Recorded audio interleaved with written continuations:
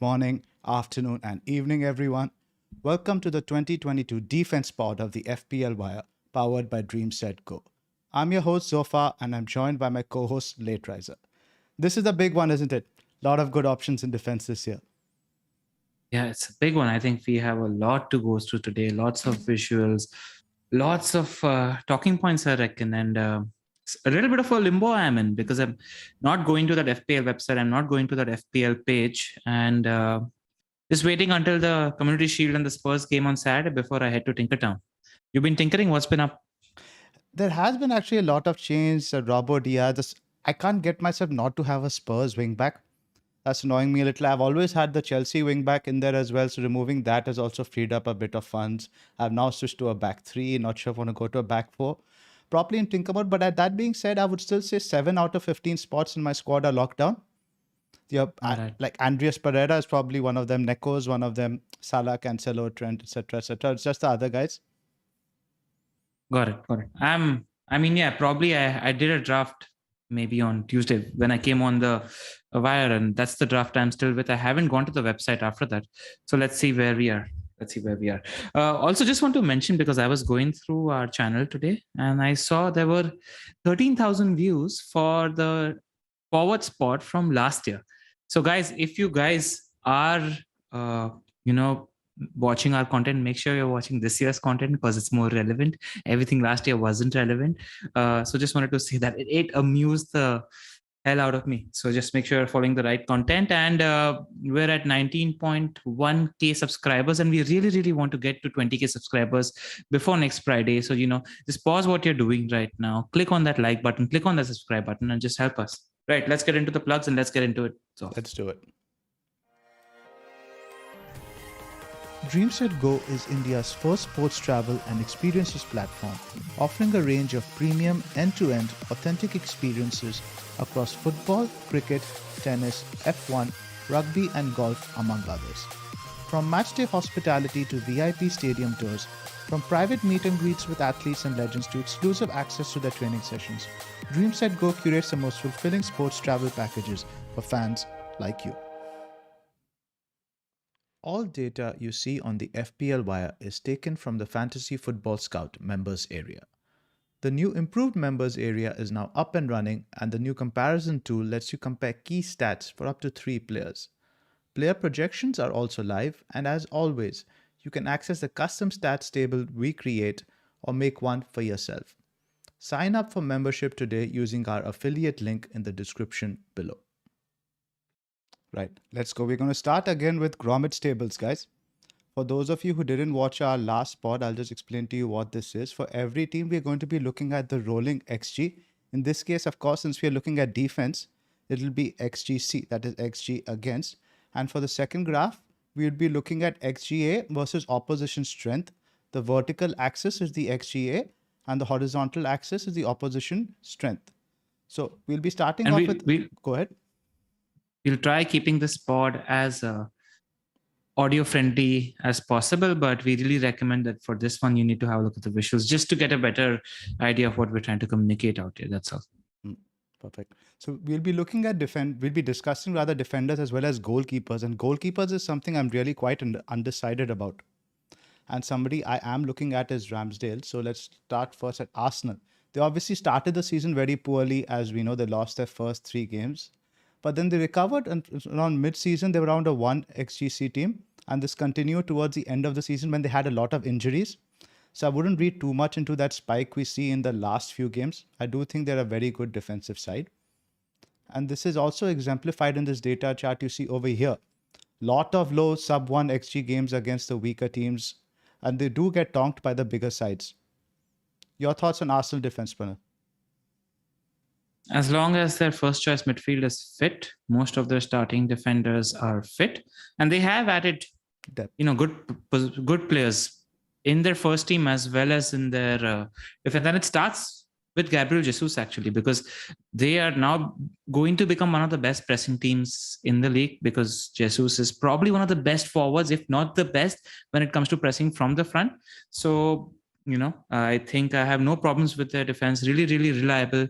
You and me were having a little chat as well, and Ramsdale has entered the thought for both of us, because We're looking at the wildcard in that game week 5 to 8 period, and Arsenal's fixtures early on are really, really good. We're looking at Crystal Palace, Leicester, Bournemouth, Fulham, Villa, United, Everton.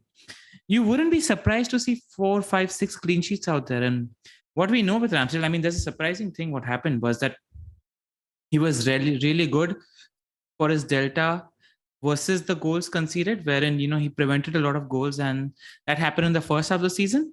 And it was the exact mirror image in the second half of the season where he became really, really bad. Which side of Ramsdale do you think we see early on, Zoff? I think you have to judge a goalkeeper very much by the defense that's in front of him. When Arsenal slumped, they had key injuries in defense. That's when Ramsdale's performances slumped as well. And I do think he's a great option. At 5.0, I think I like him a lot more than Mendy, given what's going on at Chelsea right now. He's very good for bonus, as we saw last season. But the caveat for that is, and we'll share some tables for bonus later on, Zinchenko and Jesus, who have now been added, they are bonus monsters. They're probably going to sneak some bonus from him. The attackers who score the goals are going to sneak some bonus for him. So it's only in the 1-0 I see him getting a lot of bonus. I'm not too worried about it because his baseline is really strong. And Arsenal aren't going to change the way they play in the sense that they're going to build from the back, So whether it comes to the amount of passes extra doing the recoveries he's doing, I think his baseline is good. And compared to everybody else in the 5 million bracket, and I think that's a fair comparison, or, going up as well, I think he's got as much of a floor as probably the elite keepers we're talking about, whether it's Edison, because I see a lot of people going Edison, but he's probably got a higher ceiling because of his bonus points potential and his save potential as well. Yeah. I don't like keepers that don't get to make any saves. Yes, you're getting the floor of 4 points, but there is no upside. And Ramsdale just seems like the perfect balance given the fixtures early on for both.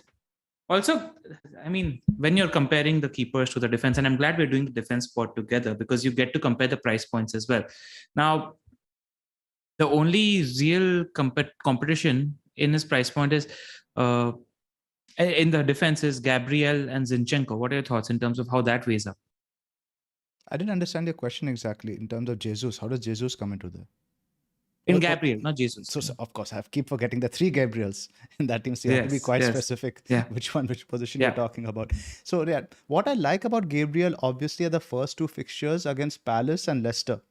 Both teams that are very poor from set pieces, and Gabriel, the centre back, is a set piece monster. So I like those 2 fixtures, but Zinchenko does feel like a bit of a shiny new toy. I think he's a player who will thrive under Arteta. He is very creative. I think he'll probably start the season at left back, given Tierney's injury. Yep.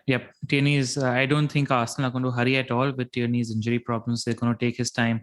He's having a nagging doubt. And I think the moment Tierney's built his fitness, Zinchenko might play into the Xhaka position. That might even benefit. We don't know how that plays out, but he looks good to go for the start of the season. And I quite like him because he's just really, really attacking. He was underplayed, underutilized in that City team. I don't mind him as a pick either. Any interest at all in boring Ben White, who was really, really kind to me last season, 4.5 million.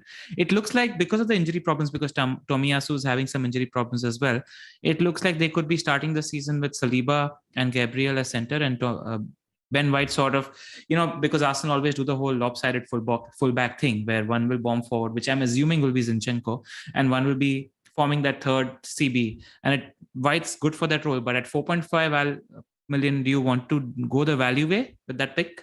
I don't know. I feel I like Justin, one of the Wolves wing backs, a lot more. Needs some upside from the defender. Yeah, and I think that 0.5 more that you're spending on, whether that's Ramsdale, I don't want to compare positions so much, but whether that's on Ramsdale or Gabriel or Zinchenko, I think you're getting value for that 0.5 million more. So yeah, that's my thing as well. Also, one thing I'd worry about is, let's say Tomiyasu is fit, or let's say Zinchenko is fit, and let's say Saliba has a stormer the first 2 or 3 weeks. So, Arteta is not one who's going to change things so frequently. If somebody's performing well, I don't think he's going to remove them from the team. So there is that slight nagging doubt in my head, where if Saliba and Gabriel establish themselves as a first choice centre-back duo, slight doubt that, Ben White might not make it on the first team. That's true, because they have the Europa League also this time. So there is going to be some rotation. And Arteta also does like to tinker, I think. Yep. So what have we like? We like Ramsdale, we like Zinchenko, and we like Gabriel, and not much else at the moment. Let's not sit on the fence. Let's rank them. What do you think? Ramsdale, Zinchenko, Gabriel. I'm in agreement. I think so too. Because I don't centre backs. I think I always find goals a little bit harder to predict. I much prefer open play threat. That's why I'd Nice. be Zinchenko. I like And the it. bonus potential, of course, as we've Yeah. seen, it looks good. I like that we are on the same page with Ramsdale. He just seems like a good high floor, high ceiling pick at the moment amongst keepers. Yep. I think it's more of a lack of better alternatives. And I think we'll realize that as we discuss the various options like Sanchez, Rhea, Mendy and stuff as we go on. Sounds good. Move on. Right. Brentford. Now, I think Rhea is the most popular 4.5 goalkeeper, if I'm not mistaken.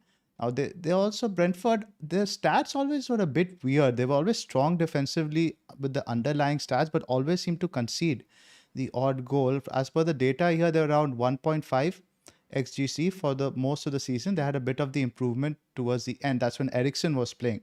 I think they had much better ball control there. And what Gromit has done over here, he's actually segregated the data. The orange one is now without Eriksen. The green is with Eriksen. And I assume a lot of this is different formations as well, right? With Eriksen, it was more of a back four, what we see over here. But the data is quite scattered. And to me, when I see this data, it doesn't necessarily look like a good defensive team. What do you think? Yeah, and especially if they're looking like they're going to be playing slightly more front foot football and, be playing a 4-3-3. There's a dual effect on this. I don't like the fact that they're going to be probably conceding more shots and all of that. But what you could also see is Rhea's a good keeper and he could be getting more chances for saves. The thing in my head is that, I'm looking at the wildcard very, very early. And the first two fixtures are Leicester and United. I'm not expecting clean sheets in these first two fixtures. Even Fulham, they're traveling away to Fulham. You're expecting Fulham at Craven Cottage to be playing, aggressive football. So, the first three, it seems like a little bit of a far stretch in terms of expecting clean sheet points, which is why I'm right on the fence with him. He's quite not there as a pick for me right now, Rhea. The appeal of Rhea is the low XGC shots they concede. They conceded the highest percentage of shots from outside the box, so he picks up those cheap save points. But I can't shake the feeling that they've signed a very, very good backup keeper. Yeah. That's it. But they've also, they've improved in defense. Ben Mee joining Brentford is also a very, very big deal. I think it's a very good pickup. They've had a good window as well. They signed a new wing back as well. But it's just, you don't know what you don't know at the moment. And that's where I am with Brentford. I'm not confident enough to go there. No. He looks like a decent enough pick at 4.5, but I feel like there are probably better options. The signing of such a good backup goalkeeper always puts fear in my mind because we most likely will go at 4.5. We're not getting another 4.5 keeper. We're probably getting fodder. If you're going 4.5, you can get Sanchez and Steele. That seems a lot more secure to me, just purely for that peace of mind. Yeah. Move on. Yeah, and the noises that are coming from the Brentford camp is also, that Rhea could be put on the market. He's looking to probably move. So if there's a team somewhere desperate for a keeper in the final 15-20 days of the window, you don't know what's happening. And it's quite tricky this season because you want these people who are not associated with transfer rumors because the window ends game week 4. So you don't want to, there's a little bit extra that you need to keep in mind whether this player is linked to moves extra elsewhere or not. And that's something that's a little dodgy. Spot on. Yeah. Brighton. Before we move further on, we don't have the Villa charts. I think it's worth considering Villa because they're high up my thoughts when it comes to defense, especially given the fixtures they have. I have them alphabetically as V rather than A. So okay, cool. So we'll come later. Yeah, okay, cool. So Brighton, very good defensive side. Lot of one, around this rolling XGC of 1 for large part of the season, and towards the end of the season, it dipped below 1. So always the underlying numbers have been great, and this looks, if you told me this was a Chelsea defensive map or a Liverpool defensive map, I would have believed you. Because look at the number of sub 1 XGA games, and all these are all against the weaker teams, and they even have around 1 XG games against the tougher teams. As we have seen, I remember they kept out Spurs. They weren't easy for Chelsea as well when we went to their place. So they're a good defense, and what I've noticed is they've been playing a back 3 in almost all the preseason games. So I think most likely that's what they'll start with. Cucurella has been playing in defense. If he leaves, then might leave a bit of a void. What are your thoughts there? I'm when it comes to Brighton, I don't worry too much about the who's. It's about Potter and it's about the system. And he's been doing this for a while now, wherein he makes it work somehow. He does these things where he's moving around people. There's no starting 11 for Brighton either. He's constantly shifting around, but everybody knows what they're supposed to do in that role, in that system. And while Cucurella would be a big loss because he's a class player, absolute bonus monster as well. If he's coming to City, it's a separate conversation. But I'm not too worried about people they lose. I mean, they lost Ben White last year. They lost Bourne to Newcastle as well. And these guys were prominently featuring in that Brighton defense, and they've adapted well. And I think that comes down to Potter. So I don't worry about Brighton and their personnel too much. I think it's a more system-driven defense. Fair enough. I think, what do you think about Dunk as a 4.5 option? Good, underrated pick. I think the problem again is that their start is quite difficult, United and Newcastle, and you want to get on the track, especially because of the short sprint nature of this season. You want to start this season on a front foot and have really good shiny green looking fixtures first up, which isn't the case. But if you're looking what to are pick the a first Zophar, 6? Could you read them out? Because I know you mentioned you were looking at a game week 5 wildcard. I just wanted to say I'm looking at something at game week 9, so I'm looking at till the international break. Could you tell me what they have in the first 8? Really good fixtures. If you're looking at midterm, really good fixtures. We're looking at United away, Newcastle at home, West Ham away, Leeds at home, Fulham away, Leicester at home, Bournemouth away, Palace at home. Good fixtures, genuinely good fixtures. The home fixtures sounded good to me. Yeah, and even middling teams aren't a bad thing for Brighton because they tend to hog possession, don't really concede too many chances, etc. as well. What's your opinion on the keeper versus defense there? Because I feel like I like their 4.5 million defenders more than keeper, because Sanchez is, he did really well last season, but he just doesn't get any saves. He barely gets bonus points, because what happens with Brighton, and Baker and Adam quite nicely pointed out on their bonus points pod, is that all the players tend to get the passing in that team, which is why they all tend to rack up the baseline, which is why Sanchez is competing with about 7 or 8 players to get into those bonus points if they're winning 1-0 or 2-0. So he's not very good on bonus points. He doesn't get that many saves. So I feel like he's just got a good floor of getting a decent amount of clean sheets. But at 4.5, I much rather get somebody like Dunk, who's capable of a goal threat. I just wish, that ex-library Tariq Lamptey was actually fit, because the start of the season would be a good time to get him, because they're playing once a week, for 5-6 weeks. That said, I looked at his preseason minutes, and 2 trenches of 45 minutes, and he missed a few of the games, and his percentage amount of minutes played was very, very low. Because I think this is a good time to bet on somebody like Lamptey, who's had a rest and then coming into the start of the season, but just can't afford to go there this early on. So I think Dunk is a good pick. He's stronger than Webster on baseline, and I prefer him to the goalkeeper when it comes to the Brighton defenders. So when picking defenders, I always go back to the Stephen Cocker principle. You don't buy a defender or goalkeeper just for the attacking threat. You don't buy it for the cream on the cake. You buy it for the cake, what you get below that, right? So ultimately, I look at the clean sheet potential for the 4.5 goalkeepers, and I think that's the best for Brighton. You would agree?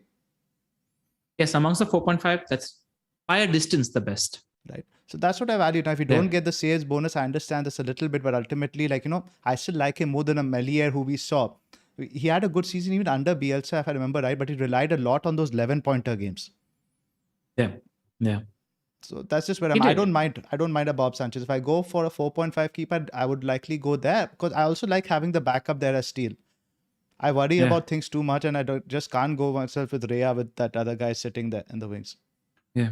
Now, he doesn't have the high ceiling of maybe some 4.5 keeper that's going to emerge, and a 4.5 keeper will emerge because that happens every season.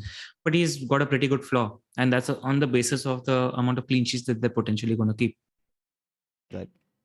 Move on from somebody in the chats mentioned that no Bissouma. I think Caicedo is a really, really good player. And I like I mentioned, with Brighton, I don't worry too much about the personnel, because it's all about Potter. Yeah. Move on to the next. Yep. Chelsea. Where do we start? Strong start to the season. Elite XGC numbers. Slump towards the end. Very strong XG. Why did that slump happen towards the end? We just didn't have any motivation. We were out of the UCL. Third spot was completely secured. Half the players were looking at exits and want to get injured. Christensen's stomach was randomly acting up before matches. It was generally a very poor end to the season for us in general. We limped to that third place spot. Fair enough. But very, very good. The chart is so impressive in terms of the XGC games against the middling opposition. You have games with even 0.5. So almost all the games are like sub 1, but it's a completely different team. I really wouldn't rate into this data so much. We don't have Rudiger, we don't have Christensen. We have so many injuries and players wanting to leave. I think even the players we have aren't mentally. They're like Aspi and Alonso both want to go to Barcelona, but we are at war. Because they're just stealing all our targets. So I don't know what's happening there. Alon mentioned a good thing on the Baker's pod yesterday. Now, Reece James will likely be playing centre back game week 1 anyway, due to lack of personnel. Game week 2 is against Spurs. He'll likely be playing there to counter Son. Game week 3 is against Leicester. He'll likely be playing centre Game week 3 is Leeds, 4 is Leicester. 4 is Leicester. So almost 3 out of the 4 weeks, you almost guarantee that he's going to be playing at right centre back. So I'm very much put off Reece James. Chilwell, I don't think is fully up to match sharpness yet. I think he needs a few games. So we have Emerson also we've retained. We've not loaned him back anywhere. So Emerson can play at left wing back. Alonso can play. I'll just avoid the Chelsea defense. I'm not as down on them as you are. Why am I not surprised? Why am I not surprised? Yeah, because I just think the manager is somebody I rate, and I think it takes... The question for me is, what do you think happens game week 1? Are Chelsea going to be starting with 3 at the back? Yes. Yeah. So I think I by the point with that, Reece James might actually play as the right centre back in game week 2 and game week 4 against Spurs and Leicester. And it all comes down to whether Chilwell is fit enough, because, we happened to talk to somebody who was a Chelsea reporter who was following them through the tour. And he said that Chilwell is actually fairly behind Reece James or the defense in general when it comes to fitness. That said, he expects things to be fine and him to be fit by the time game week 1 arrives. If they play 3 at the back, and if James is the wing back and if Chilwell is the wing back, let's just ask these questions because a lot of people have these questions on their mind. What do you prefer between the two? Assuming both are fit. It's an interesting one also, depending on the forward with who we sign.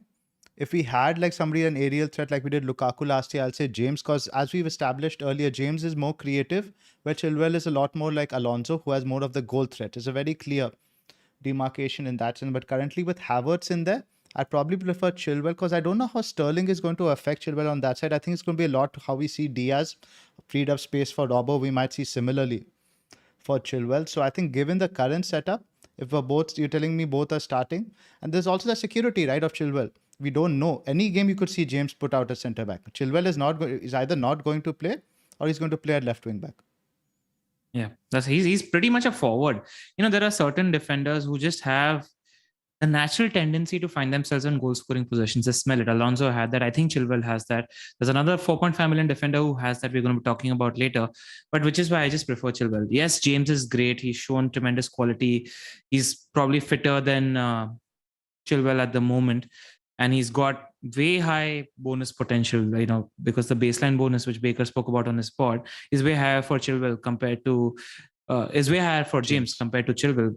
But Chilwell isn't a defender. He's just a forward in that setup. If Chelsea go with the system, but again, we don't know what's happening there because, Chilwell had the protection of Rudiger last season, which isn't there. And Rudiger is probably one of the best defenders in that position where he covered ground for 2 people. It's what Van Dijk did with Robbo as well. So we just don't know at the moment. And given that fact, still debating both. If I was to pick one, I'd still pick Chilwell if he's fit game week 1. That's where I am. I think so too. I think if you see Chilwell start and get good minutes in the final preseason friendly, if I were to pick a Chelsea defender, I'd start with Chilwell. Let's touch upon Mendy as a 5.0 option. Yeah. What do you think? I prefer Ramsdale at that price. I'd agree. Yeah. More settled team, higher bonus potential, higher saves potential, just higher floor, higher ceiling with Ramsdale. So I wouldn't go there. Nothing more to add. Completely agree with what you said. Yeah. Move on. Palace. Now, they're not really of interest to us right now because their fixtures are so poor, but I think the data is worth highlighting because it's so impressive from last season. Very consistently, one they had in the mid-season. I think that's when they probably had some of the tougher fixtures. It went to 1.5. But look at the data for now, the mid-table teams around them. Lot of sub-1 XG game, a very, very impressive defense. And this is something to keep in mind when we play our attackers against them in these opening few fixtures. Yes, if Palace had, I'm glad Palace have tough fixtures at the start because I think everybody's going to be eyeing either a 4.5 million Palace keeper or a defender on their first wildcard because they are top 5 defense, or at least they were. in this calendar year. That's how much Vieira has improved them, how much balance he's drilled into them, and whether you're going for Anderson or Gueye, both of them are decent for bonus points. They don't quite have that wing back attacking option, which is why they probably might be falling. But just know that Palace are a really, really good defense, a really, really good team, and they should be on top of your thinking when the time for Gameweek for the first wildcard arrives. That's about it. That's about it. I think I'm not even sure what's happening with the goalkeeper situation. I saw Butlin get some minutes in preseason, so he's a good keeper as well. And even last year, I think randomly they had one or two guys missing games. So and there's Johnston also now. Oh right, so they signed Johnston as well. Correct. They signed Johnston as well. So it's good if you're getting 5 weeks to assess who the Palace keeper is, because if the fixtures are decent for all these middling teams, my favorite 4.5 is the Palace keeper. Just because of the high good bonus potential also as well as the saves and all that stuff. Yeah, so that's where I'm. Just wanted to cite that because we're covering defense as a whole. So cool. Right. Moving on to Leeds, this is one funny looking graph. With this, a lot of it is just Bielsa. This just goes through the roof at times, around 2.5 GC, right when he was sacked, but immediate improvement under Marsh. You have to give him credit for fixing the defense. It goes from 2.5 to 1.0 in the matter of 5 to 6 games. But then again, towards the end, I think he struggled to establish an identity because it was all about getting the results. But towards the end, this again spiked to 2+. And the sample size is actually very small to make any sort of conclusion given the situation they were in also as well. I know you've been flirting with the idea of Meslier in goal. What are your thoughts there? So it's a complete shot in the dark, right? Like what's happened, and I've been actually put off a little by the sounds coming out of the Leeds United camp in preseason as well, because what has happened is they've got a ton of signings through the door. Okay, first let's address last season. Last season, most of the season they played without Calvin Phillips. Now, Calvin Phillips was the biggest miss in that team. Most of the season they played without Patrick Bamford as well. In my head, Leeds United had 3 good Premier League quality world-class players. Bamford, not world-class, but just top-class players. World-class would be going a level above, which isn't the case, but Bamford, Rafinha, and Calvin are 3 of them. They missed 2 of them for most part of last season. So that's why Leeds just didn't perform up to the mark that they should have and that they did in the season before. But a lot has changed. They've got 6-7 signings through the door. They've got 2 6s in place now. The problem is they're still going through a ton of injuries, whether it's in defense, whether it's at left back. Dallas is injured. Ayling is injured at the moment.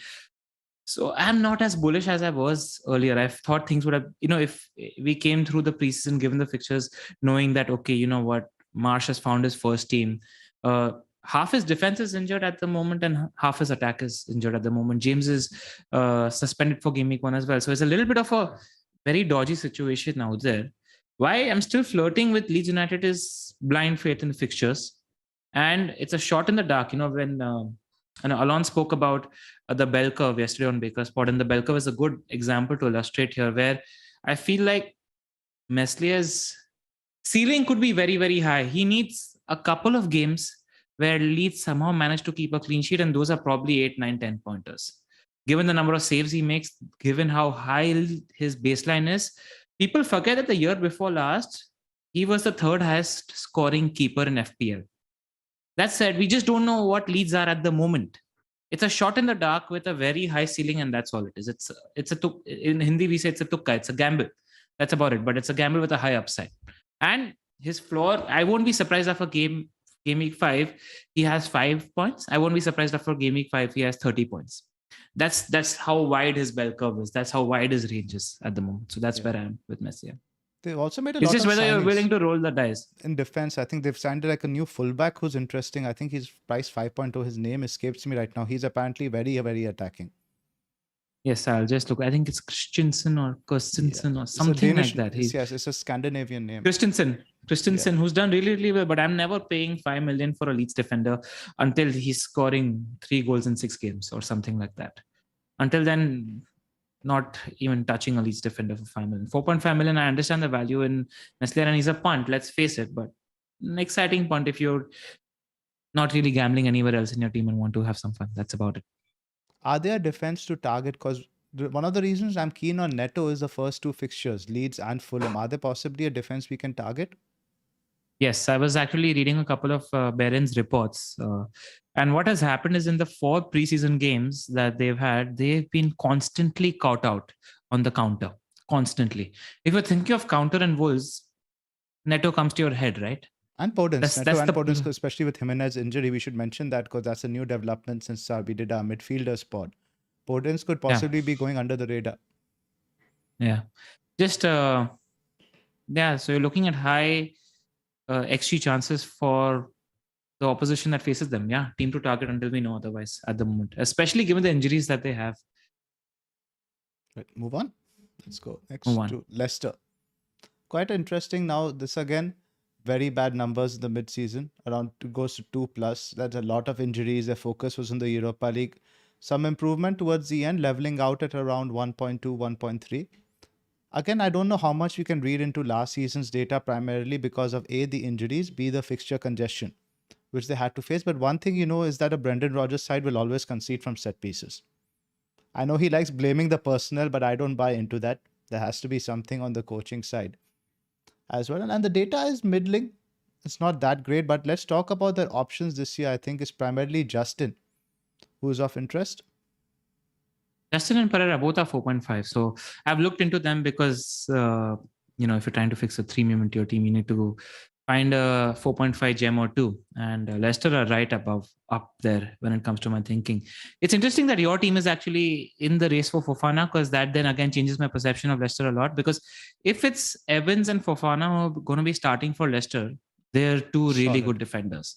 Solid defense. If the backline for Leicester game week 1 is Justin, Pereira, Evans, Fofana, and Schmeichel, that's a good back five. And it's shielded by Soumare, who's actually a very underrated player in that position as well. And they have a settled also team. Back, right?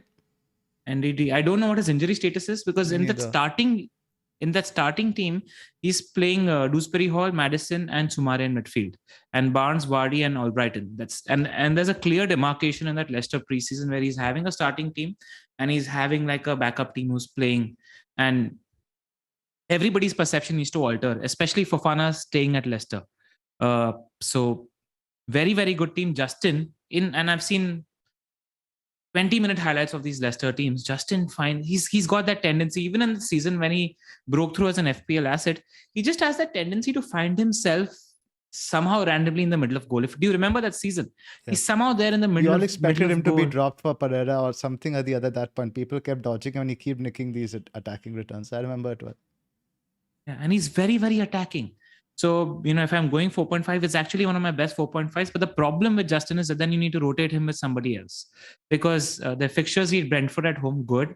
Arsenal away, not so good. Southampton at home, good. And then Chelsea away. So if you're rotating him with a 4 million option or somebody who's covering 2, 4, 5, something like that, is a good option because his ceiling is high. And I think Leicester are a good defensive team if these 5 sit together. That's about it. I shared this on our Discord today. His rotation with Wolves is quite good. Leicester was, I think, for the first 6 weeks, you can get a good run of fixtures. I think Bournemouth away is probably the only tough fixture. Game week 7 is tricky, but till about the international break, you could go with something like Justin and Nouri or Justin and Johnny. Both attacking teams as well, both decent teams you would expect to be challenging for the top half of the table. That's a sort of rotation I can still get behind. Yeah. The thing is, in the first 5, you're finding only 2 money fixtures. That's the problem. And you don't want that with defenders. You don't mind that going that with, a Maddison or an attacker, because you don't mind changing their attacker spot. But once you have a defender, you don't really want to rotate that spot. That's the a 4.5 so you can rotate, right? If you if you go with like 2 premiums and Neco Williams and then 2 4.5 defenders, you can rotate them for the first 4 fixtures. You get 4 home fixtures for the first 4. Yep. That's fine. Something that somebody in the chat is pointing out, Sankalp and Bagal Boy, both great cogs of the Indian FPL community. Both of them are saying that Soumare is actually linked going out at the moment. And that's actually one of my worries with Leicester again, because I don't know what's up. And the club has put a lot of players on sale. I was going to bring that up. Schmeichel might be on his way out as well. Probably 4.0 Ward is somebody we can look at as a backup keeper. I don't think he'll be, if they do sell Schmeichel, they probably will sign somebody else. Yeah, fair enough. So that's the slight caution. You need to monitor the transfer window. And again, things like these are going to affect you until game week 4, because that's when the window actually ends. So that's the slight caution with Leicester. That said, I think Justin is a good pick, because I think he's somebody who is going to offer tremendous. I think he's underrated how much of an attacking threat he has, and I prefer him to Pereira, because Pereira has just been dodgy. Yeah, Justin wasn't there last season, but I really rate him. I think Justin is a good FPL option at 4.5, and I think he's going to be a popular 4.5 as the deeper we go into the season. We realize he's a good pick. Out of all these guys, I like him also because of his versatility, because I do expect Brendan to go to a back three at times where Justin's probably going to be part of the back three. Even then, he does get forward a lot, similar to what they did at Sheffield United with their centre backs. Yep. You want to give the old Discord a plug before we move?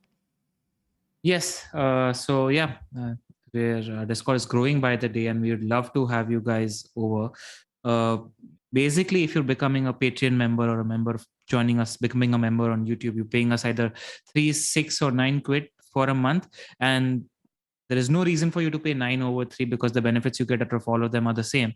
It's just whether you feel like generous. And what happens is then you join our Discord, where we're talking FPL pretty much all day, discussing teams, discussing team news, etc. as well. We've got the likes of Baker, Pras in there as well. And we essentially just want to hang out there during the season. I can't wait for Game Week 1. It's quite close. Almost just a week away now, Zof. So yeah, if you want to join us and chat with us more during the season, feel free to join our Discord. Yeah. That's all I want to say. We're also providing new data like the rotation I mentioned earlier with Leicester, a bunch of other stats tables, etc. So get on the guys. Right. Liverpool. Who do we have now? Liverpool. Good numbers, as you'd expect, around a 1 XGC and even below that. Very good numbers against weaker opposition, lot of sub 1 XGC. Obviously, a defense we are looking to target, and there's a lot to unpack here in terms of, I think Trent is pretty much a no-brainer, as we call it. Do you think you can go with Robbo over Trent? No. That's a good answer. I like that, because you're at least considering these things. I like that you don't even want to go there. Let's talk Robbo versus Diaz. Let's give the answer why. Because what happened is Robbo outpaced Trent by a distance in the second half of last season. But when you're looking at the underlines, especially the creative underlines for Trent versus Robbo, Trent is 2 levels above Robbo. He's just creating a lot more in that team. And, again, Alon made a very good point, where what's happening is that, Hendo is getting older. And what happens is Liverpool create a lot on that right-hand side through the triangle of Salah, Trent, and Henderson. And what's happening is Henderson doesn't have the legs that he did a couple of years ago, and which is seeing Trent push further and further. And he's basically playing as a midfielder on that right-hand side. So he's a lot closer to goal than he was earlier. 2 years ago, Trent was just throwing cross from the right-hand side, which isn't the case. He's probably got a couple of more goals in him than you'd probably think. And he's got a few assists in him just because of the quality of passer that he is. So I just wouldn't entertain the fact. 7.5 million, absolute gift. Like my pod partner Zoff says, when you have gifts, take them. And I still don't have Gabriel Jesus in my team. Again, you will. Right. Good thing is, just before we came on, we got news that Alisson is training ahead of the Community Shield. So if he was not starting, I'd be very worried about the defensive double up. But I think those fears have been allayed now. But Robbo versus Diaz is a decision I am quite struggling with, because we know what we're getting with Robbo. We saw some pictures on our Discord also as well, where it shows Robbo is pretty much chilling in the box while Diaz is actually the one outside. So I don't think it's a very clear-cut choice. And the fixtures are good for clean sheets, I would say, as well as attacking potential. Is it clear-cut for you in terms of who's your third Liverpool player? I don't have a third Liverpool player, but the right answer is there's no wrong answer. I think they're both good options, and you can't go wrong with either. That's where I am. It's probably coming down to who you prefer as an alternate in that position. Precisely. Because Diaz at 8 million midfielder, great pick. Robbo at 7 million defense, great pick. No wrong answer here, just who you prefer. I don't even think Alisson is a bad option, very honestly, because Alisson is somebody who tends to do well with bonus points as well as clean sheets as well as save points. So, if you're playing a short-term game, because Liverpool do have short-term fixtures, not that fixtures really matter for them, and you want to secure a slightly higher ceiling than going Edison early season, I don't even mind Alisson as a pick now that he's fit. So, in addition to Mo and Trent, any of these 3 picks are good options. I was entertaining the possibility of Konate slightly, but in the preseason that Liverpool had yesterday, Matip was the first choice. And then why just create that headache in your head for the best team best FPL team in the land, where they're giving you the best FPL options. Don't complicate it. Just pick one of the other 3 options who are legit options. I like that you corrected yourself there. I won't have let you live it down. Huh. What did I say? You said best team and then you changed it to best FPL team with the United jersey on. Yeah. Yeah. Right. Hey, United jersey or not, Liverpool are top 2 by a distance. There's nobody I know. touching. I'm just busting balls. So yeah, the thing what comes down to Robbo versus Diaz for me is I do think other defenders who are probably a little bit cheaper can match Robbo. If we see Perisic starting, if we see Doherty starting, maybe even a Chilwell, you think can possibly match that. But I think for me, Diaz is the pick of the 8 million mids. The thing is, you'd say that, but right now Perisic has a little bit of doubt over his head. No. So does Chilwell. That's the problem. Robbo's a sure thing. We're talking about all this now. If we timestamp, this is before the final round of preseason matches. If you see Perisic now starting against Roma, etc., etc., there's a lot of we'll be back with Bakar doing our game week pod on Monday. So that's when we'll have a clear idea. I know for Bakar, it's a very clear consensus. He's been going with the double defense of Robertson and Trent. But I'm still undecided. For me, that 1 million, that savings could make the difference between a Sanchez and a Ramsdale, a Perisic and a Doherty, a Marshall versus a Rashford. So this is where that cost cutting might happen. Yeah, and I think it's just, if you guys are planning to spend your time tinkering today, tinkering tomorrow, don't.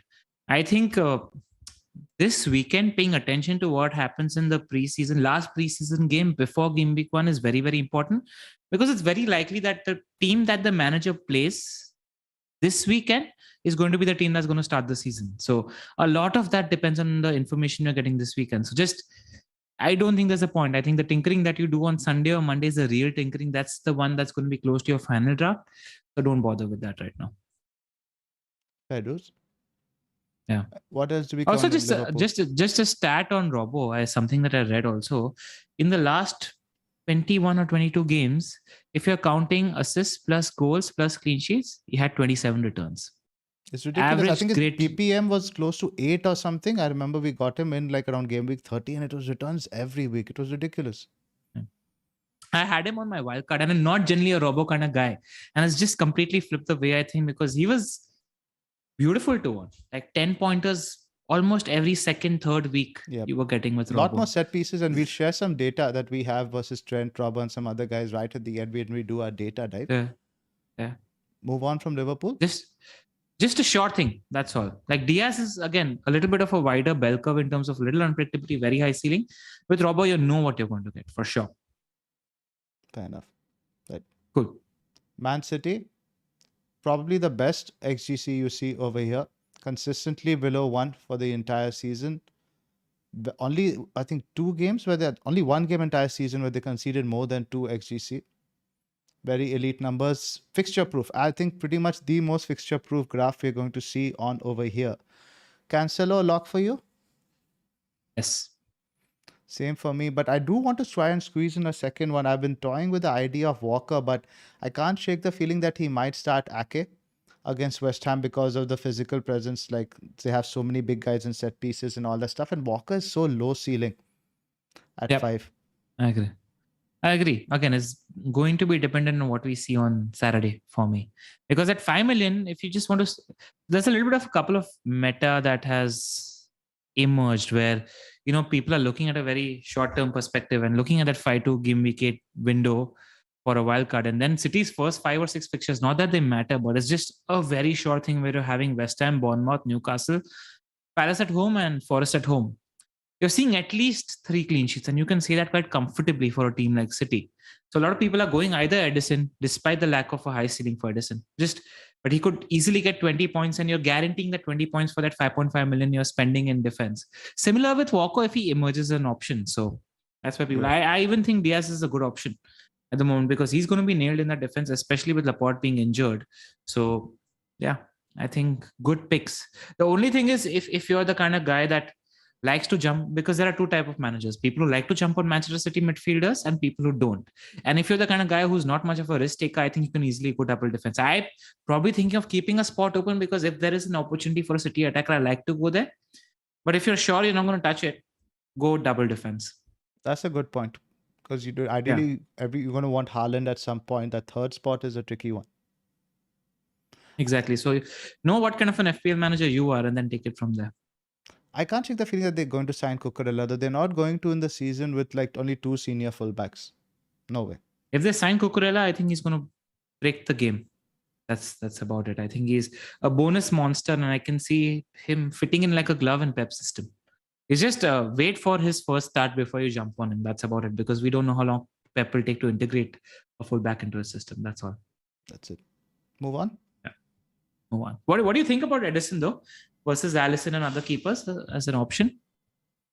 We were talking about it earlier this morning. I don't mind him at all in terms of value. He's actually, I think, the third or fourth ranked highest value asset.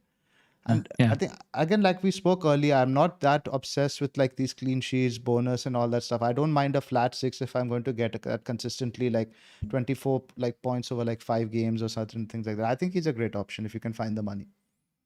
Yeah, I think in a world where people don't know who the 4.5 emerging keeper is going to be, just make your bet with Edison or Alisson or Ramsdale until you know who it is. I think one of the best decisions FPL have made this year is to make the premium goalkeepers from 6 to 5.5. They've become much more of options now. Yep, for sure. We wouldn't be considering them too much if they were 6. So the X minutes are safe. Nice. It's a big deal with City with the when you get somebody whose X minutes are 100% safe, because they even got rid of Stefan now. I think Stefan has gone somewhere else. Yeah. The only reason why more people aren't on Alisson at the moment is because Liverpool have more surer things as FPL assets in defense and midfield, and that's the only thing. Guys with more upside. Simple as that. Yeah, because I think if you're comparing apples to apples, Alisson is a better keeper in that 5.5 million bracket compared to Edison, because he's going to give you some saves and bonus points as well. Right. Yeah. Next graph, Manchester United, and I have them here just for the LOL factor because the graph is hilarious. Right around when Solskjaer was sacked, it peaked around 2.5. Some sort of recovery, but then again towards the end, it just completely went to shit. Again, very scattergun, something very similar to Leeds, what you saw. And how different do you think this will be this season? I think you see a gradual curve which will start on the top and then go down. Because let's face it, we aren't a high press team. We aren't a counter press team. It's a completely new system that's going to be drilled into this group of players that isn't used to playing this way. So while I'm very bullish on our attack, I'm not as bullish on our defense. I really, really rate Martinez. By the way, I think he's going to surprise a lot of people. But Fred is still our 6. And we're probably going to be playing with Bruno and Eriksen as 8s. And that and then Dalot and either Shaw as Malaysia or Malaysia as our wingbacks. And I just don't know how many clean sheets we're going to get. Dalot sounds like a really, really good pick on paper because he was very attacking. But you need to fluke a couple of clean sheets. Even Pep Guardiola, when he joined Manchester City first, in the first 9 games, guess how many clean sheets they had? Guardiola City. 2? 1. In the first season, Guardiola had about 11 or 12 clean sheets, if I'm not mistaken. And that's because, again, that team was learning a new system. So while I think, we'll be a little bit Hollywood and blockbuster to watch, wherein, I see a few high-scoring games where you'll see goals on both sides of the pitch because Maguire is not the fastest. Varane doesn't stay fit. So it depends on how quickly actually Martinez adapts. I have no doubts in my head he'll be a starting centre-back. But Dalot is a fun pick. He's going to be very attacking. I think he might even get you an assist or 2 in the first 5 weeks, but I don't know how many clean sheets you're going to get, and I'm not convinced. So then avoid. If you want to have some fun, Dalot is the one to go for. That's about it. I think our definition of fun is quite different. Yeah. Let's look at the fixtures though, because that could help you decide. I do like the first 2, Brighton and Brentford. They don't strike me as prolific goal scorers. So that's the thing where you could, spike a clean sheet or 2 and maybe Dalot gets a haul. And he's also, I was looking at Baker's Spot, his baseline for bonus is really good because he's a really, really good ball carrier. He's a really good dribbler. And he's going to get those key passes in as well. So, there is upside to the pick. It's a little bit like Meslier, where it's a little tukka in the dark, a little safer than Meslier because we are better than Leeds United. He's going to be very attacking. Yeah, I just wanted to give the context where you need to temper your expectations in terms of how many clean sheets you expect. So you prefer one of the other options at 4.5? Your Justins, your Wolves guys, Dunk? They're all picks based on your identity as an FPL manager. If you're somebody like Zophar, you're going to go for dunk. You know what you're going to get. If you're somebody like me, you don't mind going for a dollar. You know what I'm saying? Fair enough. Right. Yeah. Go on to our next team, Newcastle. Significant improvement under Howe. It took a while for the impact to happen. You see the vertical line there showing when Steve Bruce was sacked, but around game week 25, that is right after the window, when they got their signings in, is when we saw the real impact that Howe had on the team. Again, lot of low XGC games against the weaker teams.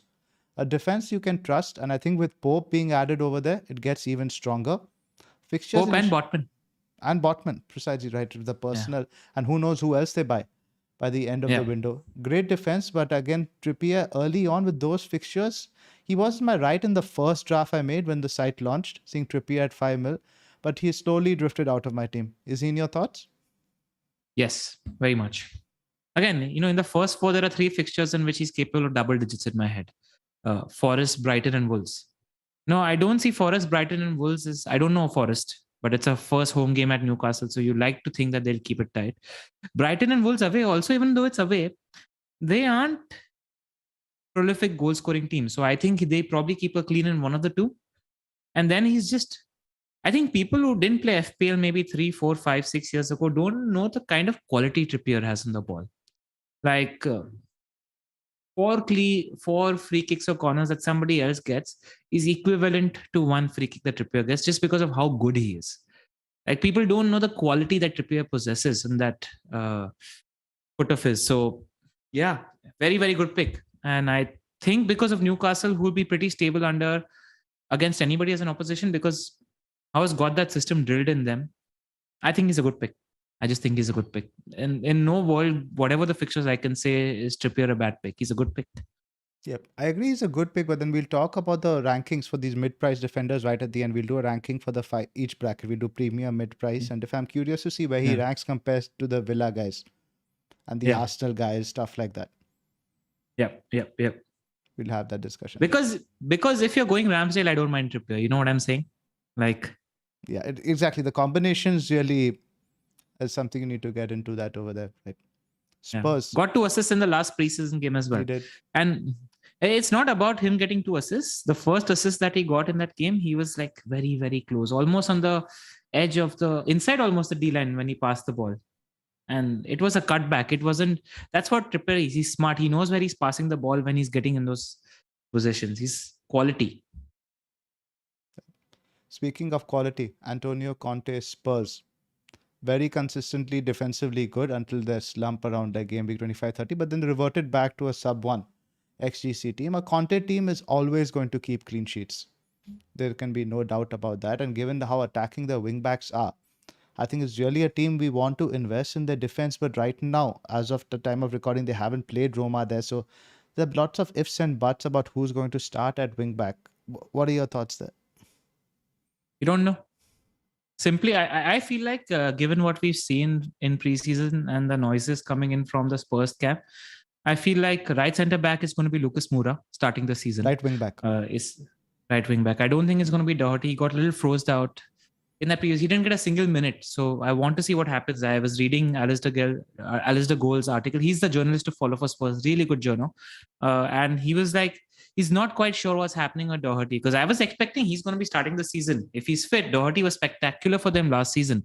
But he's talking about how he converted Moses in that position, how he's converted Perisic from a winger to a wing back, and he's making the noises. And it sounds to me like Lucas Moura could be starting as right wing back.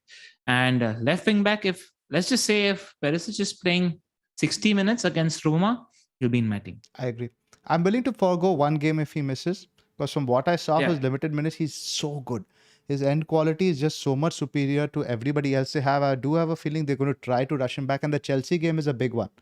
Maybe against Southampton, they can afford not to. But he's too good to leave on the bench for the Chelsea game. Yeah. Also, it feels like if you're not buying him game week 1, you'll probably buy him game week 3. Might as well get him, right? I think just take the benching on the chin if it does happen. Yeah. Contingent to him getting some minutes, though. We're talking, and we'll review this again on Monday when we are back with Bakar once we've seen what happens there. But initially, my thought is I need to have him in my team. Yeah, that said, I just again want to cite Alistair Gold's article where he was just asked the question in terms of what do you think, will he start against Southampton game week 1, and he said he's expecting them to not take a chance with Perisic so early in the season because it's going to be a long season. Spurs are in the Champions League, so they might help him build up fitness. It was purely opinion, it wasn't fact. So need to mention that. And that's what his opinion was. He thinks that the minutes could be shared between him and Cess in the first 3 or 4 weeks. Yeah, we'll talk about it more on Monday after we see the Roma game. I think if he's playing 60 minutes, I think both of us will be on him. That's where I am. That's all. Absolutely. I'm not even talking about him. If I see Perisic and Doherty starting, I'll double up. Because those wing backs are ridiculous value in Conte's system. Baker, you're in the chat. Do you think Lucas Moura is going to be starting as right wing back? Just confirm that for the listeners, and we'll shout that out as well. But there is one player who's on my in my thought as well, and that's Romero. I actually really, really liked him. It's one of my favorite players. I loved watching him last season as well. Got a very high baseline bonus, and again, if this is for short-term planning, we know the fixtures that Spurs have at the start of the season, and I think they're more of a sure bet than the other 5 million teams for clean sheets.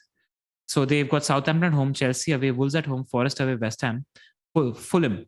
I think Spurs nick a clean sheet in 3 or 4 of these first 6 games, which is why I'm thinking about Romero, because I think he's got a slight penchant for goal. If he's playing the overhead ball, he might get an assist as well, and his baseline for bonus potential is really high. So he's somebody in my thoughts if I want a sure thing. I don't think he's going to make your top 3 or 5 million defenders. Yeah, I know Dean is the one at the moment, but he's just somebody in my thoughts if I want somebody as a sure thing for clean sheets, because their clean sheet potential is higher than the 5 million compatriots. Yeah, probably better than Aston, Newcastle and Villa and stuff. So I appreciate what you're saying there. Yeah. Now Villa, now segueing to Dean, as you mentioned, improvement in defense. Before we move to Villa, is Lloris an option at that price compared to the other two? Not for me. Good point asking. But no, at 5.5, I like the other 2 big boys more. Yeah. If he was 5 million, he'd be in way more teams, but not at 5.5. Agree. Right. No. Villa, significant improvement under Gerrard on the XGC.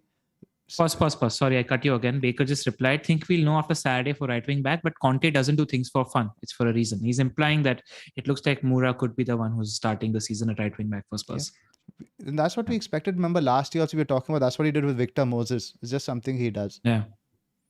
Right. So we have this XGC numbers for Villa that are quite good, and very good numbers against teams around them as well. Around 1+ XG. Not a single game with the mid-table teams that went over 2. So very much a defense-first outfit under Gerrard. We'll compare Cash and Dean later on in terms of data, but what do you think in terms of 5 million defenders? Where do they rank? Right up there, especially given the fixtures. And it's these numbers plus upgrades in 2 big positions, defensive midfielder and centre back. Correct. So, yeah. I think Dino Cash, I prefer Dean. I think Villa defense is a good place to go because I think they're more reliable almost in defense than in attack. Agree, completely. And their fixtures, I like them from a clean sheet point of view, the first 4. Bournemouth away, Everton home, Palace away, West Ham at home. I'm expecting 2 clean sheets out of 4. Because Bournemouth away seems to be like a concede fixture. Everton at home is good, yes, especially. And the thing about Villa is actually quite the other way around. They attack more at home and they're more defensive away. So at home, I don't mind the Bournemouth because from what we've heard from Luke, Bournemouth is a typical it's a typical Parker team, right? Where they'll play a little bit of Louis van Gaal ball, play the ball around, but not really attack with impetus. So I like that Bournemouth fixture, even if it's away. I think out of the 3, if I was least worried about one team going away, it'd be Bournemouth.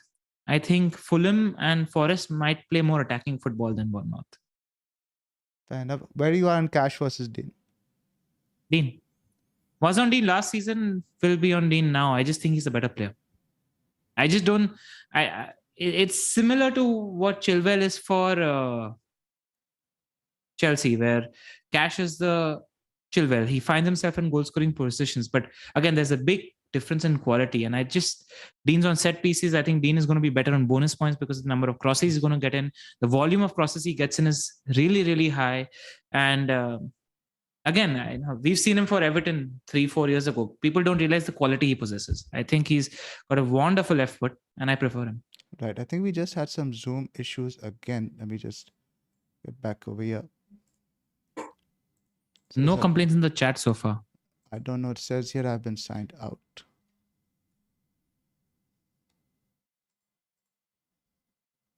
Okay, I'll just wait. Nothing happened so far yet.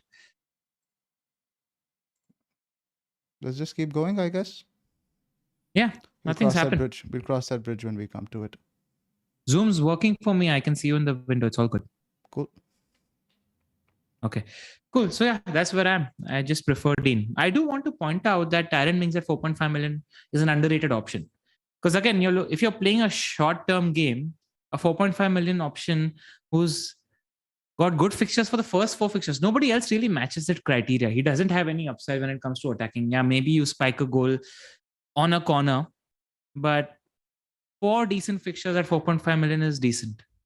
This is somebody you should think about. Somebody I'm thinking about early season. He has a bit of goal threat as well. Has a bit of goal threat. He's 4.5 million. That's a good price for those first 4 fixtures. Nobody you need to rotate with. If you're playing really... I don't know. But again, I think you're sort of setting yourself up for the wild card. I just don't like that. You mentioned that several times. It's just setting off alarm bells in my head. Why are you planning to wild card at game week 4? Set up for game week 8 if you have to wild card at game week 4. I don't like this short-term thinking of 4 and 5 is bugging me, and I needed to say that. It's the way I play, Zoff. It's just the way I play. It's bugging the hell out of me. I know. You're right, probably. I'm setting myself up for a game week 5 wild card. I've almost probably made my mind up. But again, to be flexible, you can do it. Like, I guess what you're looking to do is like attack those rather than like keep that flexible option. Focus on those and attack. Because we don't get to attack the first half of the season every year. There's an opportunity this year. And how I like to play on the offensive and not on the defensive. That's how I'm wired as an FPL manager. And I feel like we won't get this chance again in this game. We're not going to have a Winter World Cup again. So that's why I just want to play aggressively. It's how I'm wired to be as an FPL manager soft. Fair enough.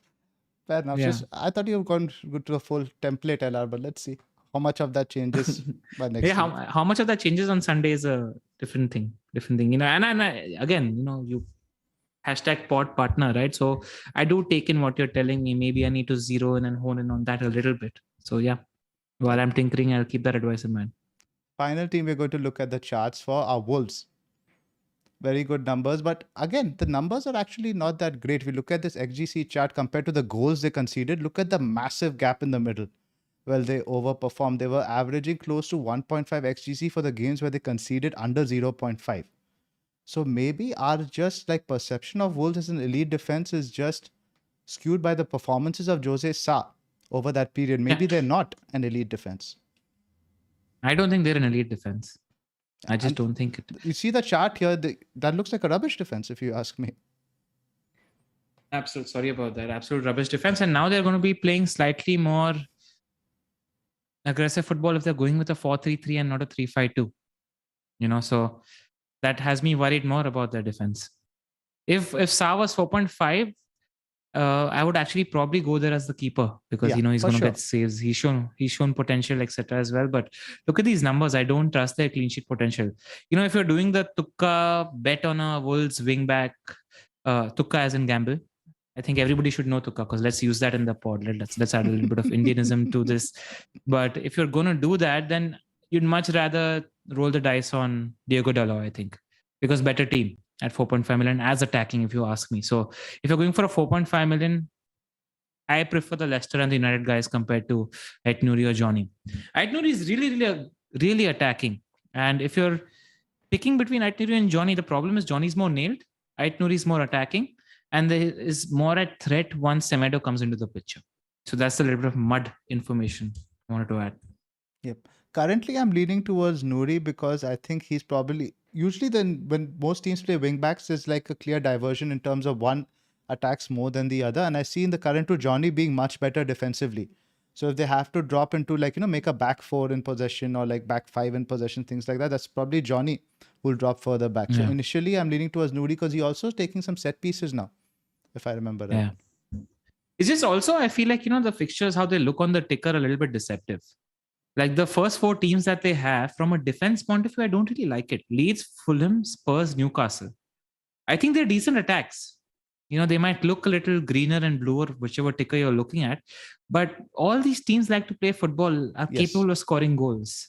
That's a fact. So so I just don't like Wolves defenders. Avoid is where I am. Right. Should we have a look at some data now? No, I think we've spoken about it. Let's just do the ranking now or after the data. The data might make you change your rankings, but are you willing to do that? All right. Or what do you want to do? Let's do that. I'm happy to do either way. What would you like? Let's do it now and then look at the data. Cool. Premium defenders, let's talk. I think Trent, Cancelo, way on top. There's not much. Yeah, who's the third one? Third one would obviously be Robbo. Yeah, Robbo for me too. Over the Chelsea boys. Yeah, Chelsea boys, I would say, are hard avoid right now. But I think the 5 bracket is a bit interesting. 5 to 5.5. I'll let you go first. Who do you like? The top 3? Let's just ignore Perisic for now, because I think it's very much clear that Perisic is head and shoulders above everybody else. But your 3 guys besides him. I think we think that if Perisic is fit, you roll the dice. As simple as that. So that's clear. 5 million price bracket. For the season, Trippier number 1, no doubt in my head. But to start the season, Dean, Trippier, Zinchenko. Dean, Trippier, Zinchenko. And Zinchenko finds his place behind Trippier because I prefer Ramsdale to Pope. I got your point. For me, it would be Zinchenko. Again, I have a lot of top 4, top 6 bias. As far as possible, I want to get players from those teams. Then probably be Dean. And then Trippier. But I guess I can't bring myself to go for a Romero because there's so many attacking players on there. Like, if you're watching a game, I know we play FPL to get points, etc. But I just find it way more engaging when I have an attacking fullback playing for these teams. Yeah. Sankalp, understanding football is saying go LR, go 3 jump. It's a good time to say. I was actually thinking about the kind of compromises I might have to make and how dicey Haaland is looking at the pick at the moment. I don't know whether I'll be on a 3 come Monday, Tuesday. I don't want to commit to anything. It's worth saying that while we're reporting. I just don't know what I'm going to do. And you'll probably know on Monday, close to where I am. At the moment, I don't know. A lot of information to absorb. Because if Grealish looks like an incredible pick, if Diaz looks like an incredible pick, and that could very well happen on Saturday, then it's really, really tough to get a 3 in place. But all your team reveals have been with the 3 premiums. I'm absolutely shocked. 2 tinkers, 1 team reveal. So 2 tinkers, 1 team reveal. I'm not much of a tinker, and all and any team reveal that you're seeing from I just saw your expression because I can't see you live. I saw it on the YouTube video right now. It's funny as hell. But any draft that anybody is showing you before Tuesday is rubbish. Absolutely rubbish. So just wanted to get that in as well. Right. Yeah, man. Let's do the budget defenders, the 4.5 guys. Yeah, because I can't imagine, I mean, just while talking, let's just chill a little because we focused and spoken for a while. But, if I'm spoken 3 throughout preseason and then I, post my draft after deadline on Friday with 2 premium attackers and everybody's going to come with knives, etc.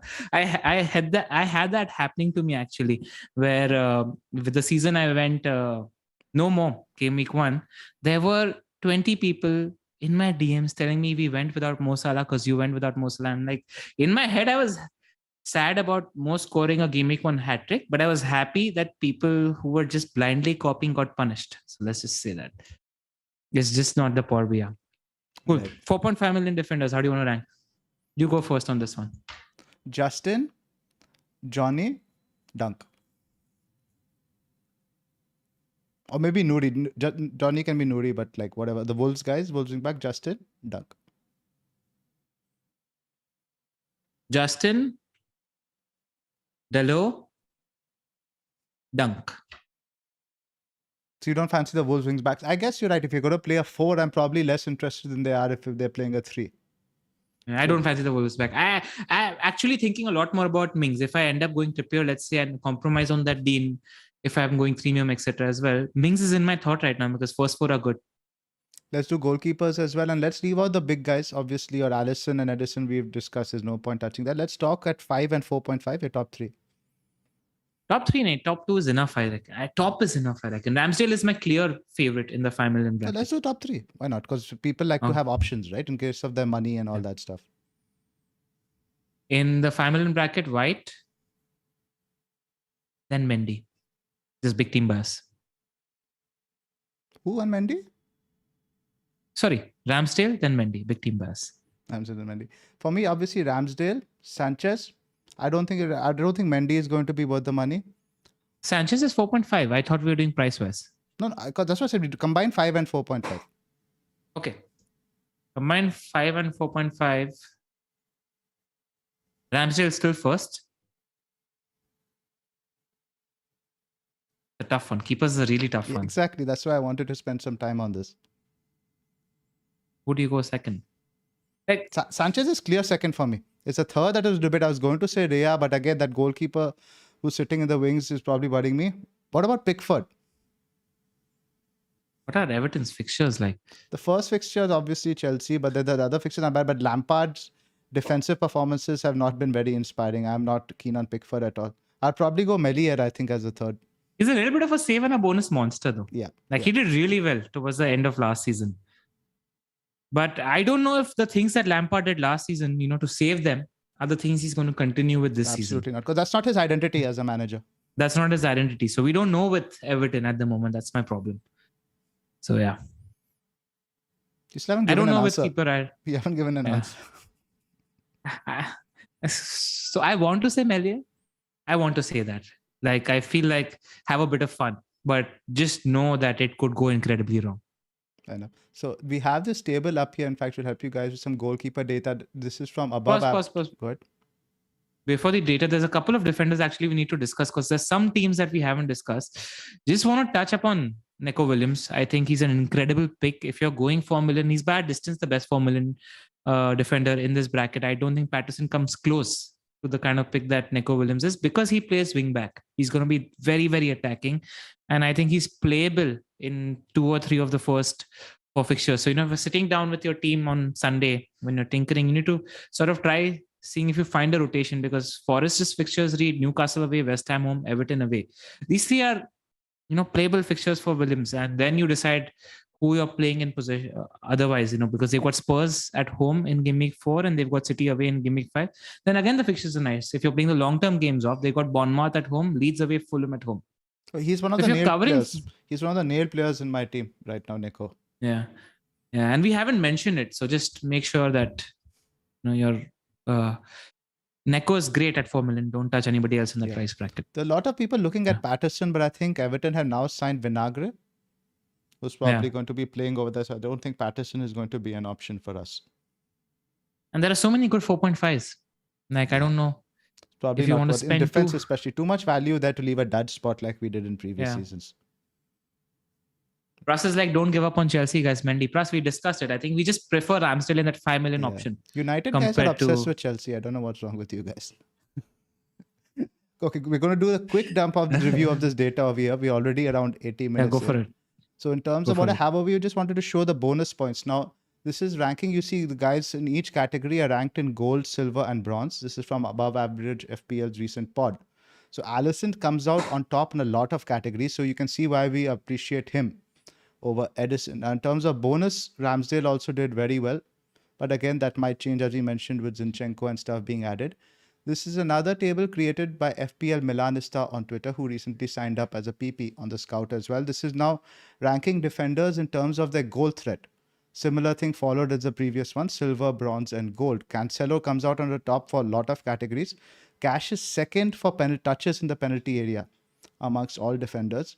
Robbo is third with 84. But what's interesting with Robbo, even though he's getting 84 penalty box touches, it's only 11 shots in the box. It's compared to 27 for Cash. That's interesting because on the eye test, it always looks like Robbo is actually lingering around in the box a lot, but he's not shooting that much. See, guys, tell me one thing, out of 81 shots, Cancelo, he got 1 goal and he got 2 in 9 Champions League games. Come on, let's have a little bit of a wager. How many goals does Cancelo get this season? 4.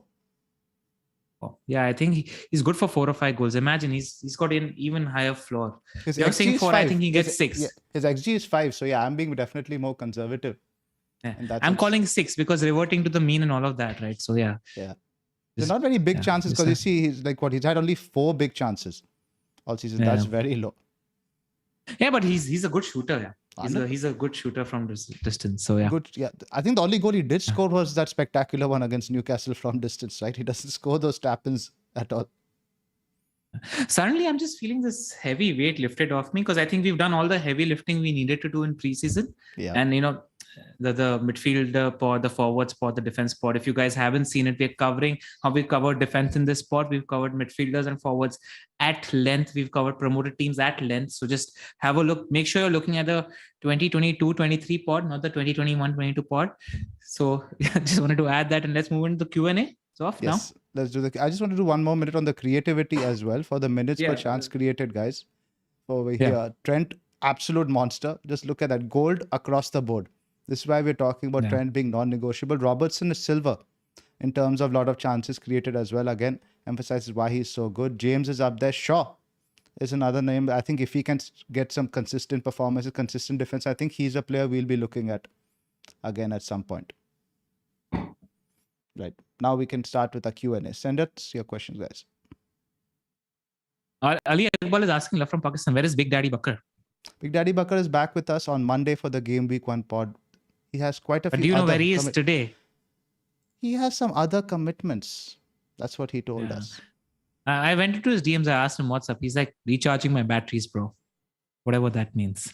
Yeah, next week he's going to go into Super Saiyan mode. Yeah.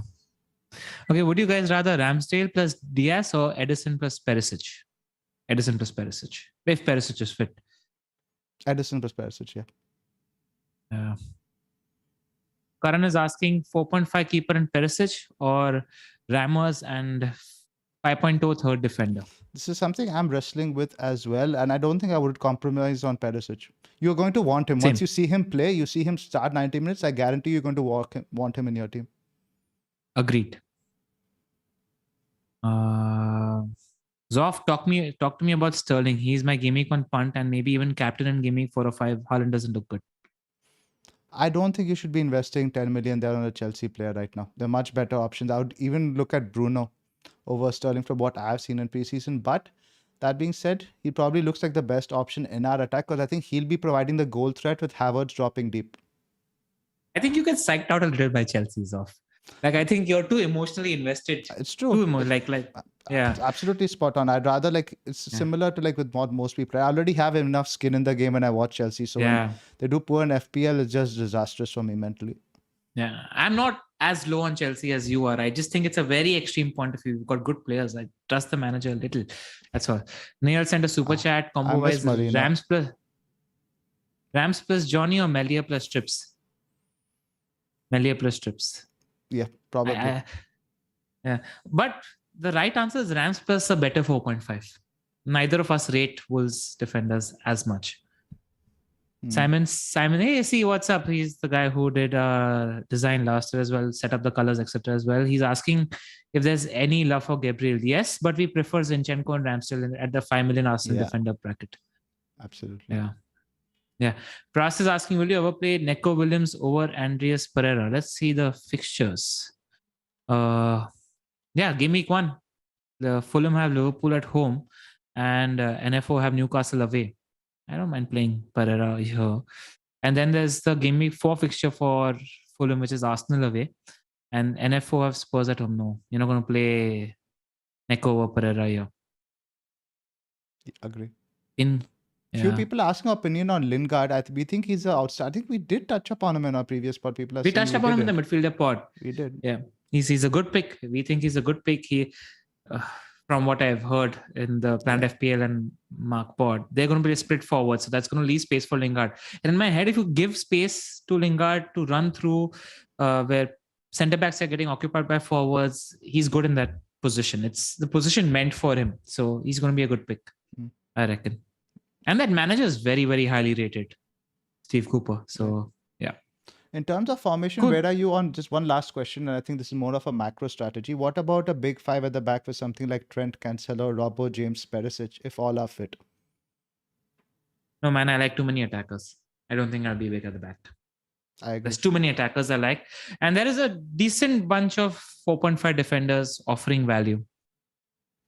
That's where I am as well. Cool. Let's wrap up. Cool. All right. We need to have a decent goodbye wrap up. How to do this segment? Think about that. I don't know. Eat well's off and see you on Tuesday. Monday we are back Monday. with Bakar. All right. See you Monday, guys. See you Monday. All right. Good Take night. care. Bye.